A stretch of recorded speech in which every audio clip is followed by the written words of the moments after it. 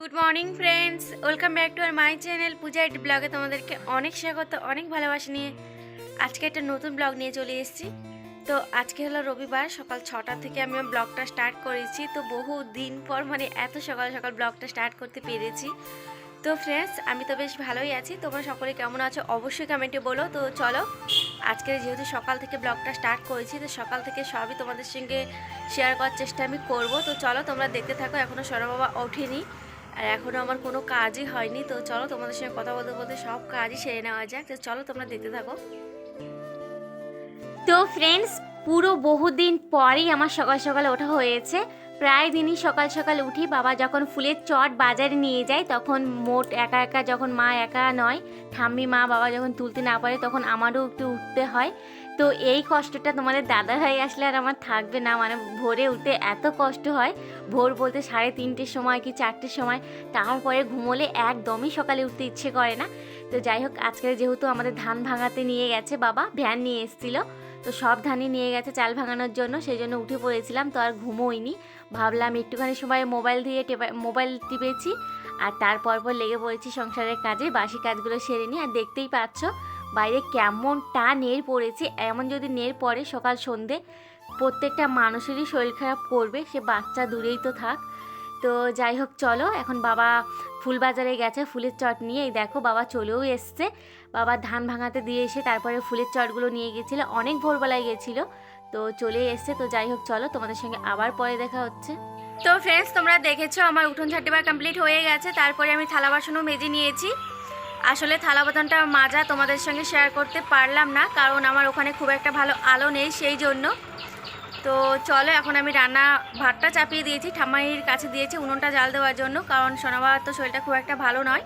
আবার রাত থেকে একটু জ্বর মতন এসেছিলো, তো ওকে একটু আমি বিরাস টাস করিয়ে একটু খাইয়ে কিছু দিয়েছি।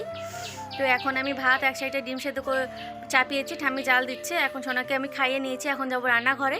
তো কী রান্না করছি চলো তোমাদের সঙ্গে শেয়ার করি। তো দেখতেই পাচ্ছ সোনামা এখন মায়ের কোলে রয়েছে, কারণ সোনামার শরীরটা একদমই ভালো নয়। মায়ের কোলে উঠে একটু ঘুরছে, আর এই ফাঁকে চলো আমি রান্নাটা সেরে নিই। তো তোমরা এদিকে দেখতে পাচ্ছ আমি সবজি কাটতে বসে পড়েছি। তো আজকের আমি রান্না করব বাঁধাকপি চচ্চড়ি করব। আর সবজি ডাটা বাবা কালকে ডেটা এনেছিল, তোমাদের হয়তো আমার দেখাতে মনে নেই। তো সেই ডেটা আলুর তরকারি এখন করব। আজকের কোনো মাছ নেই। তো ওইদিকে দেখতেই পাচ্ছ ঠামি এখনও উনুনটা জাল দিচ্ছে। আর আমার তো 12 মাসই উনুনে রান্না। তো যাই হোক, চলো সবজিগুলো কেটে নিই, চলো তোমরা দেখতে থাকো। তো ফ্রেন্ডস, দেখতেই পাচ্ছ আমার আলু বাঁধাকপি কাটা হয়ে গেছে। তো চলো রান্নাবান্না করে নিই। আর এইদিকে দেখো মায়ের কোল থেকে সোনাও এখন নেমে আমার রান্নাঘরের পাশেই বসে রয়েছে। ওর ড্যাঙ্কাটা ভেঙে গেছে, তো ওর ভাঙা ড্যাঙ্কাটা বাজাচ্ছে। আর ওর বড় মাকে বলছে তুমি গান করো, আমি বাজাচ্ছি। তো না গান করলে ওর বড় মাকে মারছে। তো দেখো ও একটু গান করছে, আবার ওর বড় মাকে বলছে গান করার জন্য। তো যাই হোক, চলো দুজনে এখানে গান করুক, আর আমি চলো রান্নাবান্না তো সেরে নিই।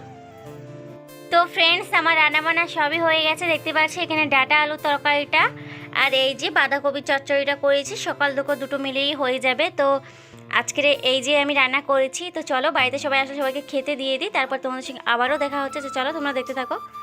গুড ইভিনিং ফ্রেন্ডস, তো পুরো চলে এসেছি বিকেলবেলা তোমাদের সঙ্গে কথা বলার জন্য। তো এখন বাজে বিকেল 4:30। এদিকে দেখো পাপাও উঠে পড়েছে। তোমরা তো জানো আমার সোনামার শরীর খুব একটা ভালো নয়, আর আজকে তো ভীষণই জ্বর ছিল। সেই সকালে তোমাদের সঙ্গে কথা বলেছি, তারপর থেকে কোনো কথা বলা আমার হয়নি। আসলে আমি ডাক্তারের কাছে গেছিলাম, ওরা আবার ওষুধ নিয়ে এসেছি। আর দুপুরবেলা তো ভীষণই জ্বর ছিল, কিছু কি বলবো, আমি তো খুবই ভয় পেয়ে গেছিলাম। বাড়িতে ওই সময়টাই কেউ ছিল না। তারপর তোমার দাদাভাইয়ের কাছে আমি ফোন করেছিলাম।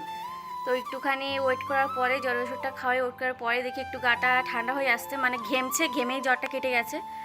তো সেই জন্য দুপুরে কোনো ব্লগ দিতে পারিনি, এতটাই টেনশনে ছিলাম। তো যাই হোক, চলো এখন আমি আমার সোনামাকে নিয়ে টুকটাক কাজ করব, তোমাদের সঙ্গে শেয়ার করব। চলো তোমরা দেখতে থাকো।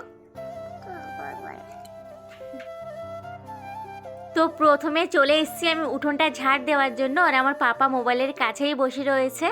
তো চলো আমি উঠোনটা ঝাড় দিয়ে নিই, তারপরে ওইতে দেখো কেমন দুষ্টুমি করছে। আসলে এখন একটু শরীরটা ভালো লাগছে, সেই জন্য এখন একটু দুষ্টুমি করছে। আর ওইদিকে দেখো আমাদের ধান যেহেতু ভাঙাতে নিয়ে গেছিলো সকালবেলায়, তোমাদেরকে আমি বলেছিলাম। তো সেই ধানটা ভাঙিয়ে নিয়ে এসছে। এই 2 বস্তায় কুড়ো হয়েছে, কুড়োটা এখনও ঝাড়া হয়নি। আর দেখেছো যেই মায়ের যে দিদিটা এসছে উনি কুড়োগুলো নিয়ে যাবে, যেহেতু ওনার বাড়িতে ছাগল রয়েছে সেই জন্য। তো যাই হোক চলো উঠোনটা ঝাড় দিয়ে নিই। ওইদিকে দেখো আমার পাপা আমার কোলে উঠবে, তো দেখো ওকে কোলে নিয়েই আমি চলে এসেছি। তো দেখো ঝাড় দিয়ে আসতে গিয়ে আমার পাপান আমার কোলে উঠে গেছে, দেখতেই পাচ্ছ।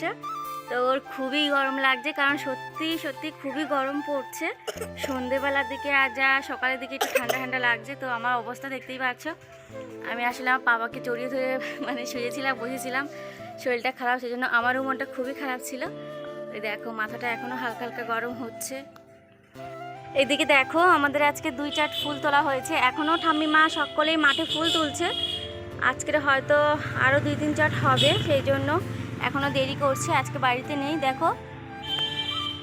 তো চলো এখন ছাদের পরে গিয়ে কিছু জামা কাপড় রয়েছে মেলা, সেইগুলো আমি এখন নিয়ে আসবো। যাবে বাবা? তো চলো ছাদের পরে যাই। চিকু এদিকে বেদানা খাওয়ার জন্য বায়না করছিল, তো আমি ওকে বেদানাটা ছাড়িয়ে দিয়েছি, দেখতেই পাচ্ছ এখন ছাদে বসে বসে খাবে সেই জন্য। বাবা এমন করে ছাদের পরে বসে বসে কে খায়? তুমিই খাও, সত্যি তুমিই খাও, আর কেউ খায় না। তো তোমরা দেখছো পাপান ওইদিকে বেদানা খাচ্ছে, ওকে আমি জামা প্যান্ট পরিয়ে নিয়ে এসেছি, কারণ সন্ধে যেহেতু হয়ে হয়ে এসছে, হালকা হলুদ ঠান্ডা পড়ছে, ঘরে গরম লাগছে কিন্তু বাইরে হালকা পাতলা ঠান্ডা লাগছে। আর এই দিকে দেখো আকাশে আজকে একটু মেঘলা মেঘলা ওয়েদার রয়েছে, সেই জন্য একটু মেঘলা মেঘলাও মনে হচ্ছে। তো যাই হোক চলো জামা কাপড়গুলো সব তুলে নিই। তো ফ্রেন্ডস তোমরা দেখতে পাচ্ছ আমি এদিকে জামা কাপড়গুলো তুলছি, আর আমার পাপান আমার পিছু পিছু ঘুরছে। আসলে যখন ওকে ডাক্তারে ও জ্বরের ওষুধটা নিয়ে আসতে গেছিলাম তখনই আমি বেদনাটা নিয়ে এসেছি। হ্যালো ফ্রেন্ডস, পুরো চলে আসলাম সন্ধেবেলায় রান্না করার জন্য। তো এখন থেকে আবারও ভিডিওটা তোমাদের সঙ্গে শুরু করেছি। তো দেখো এখানে আমি আমার এক ট্রে ডিম এনেছিলাম, তো এখান থেকে আমি কিছু ডিম নিয়ে নেবো আজকে রাতে রান্না করার জন্য।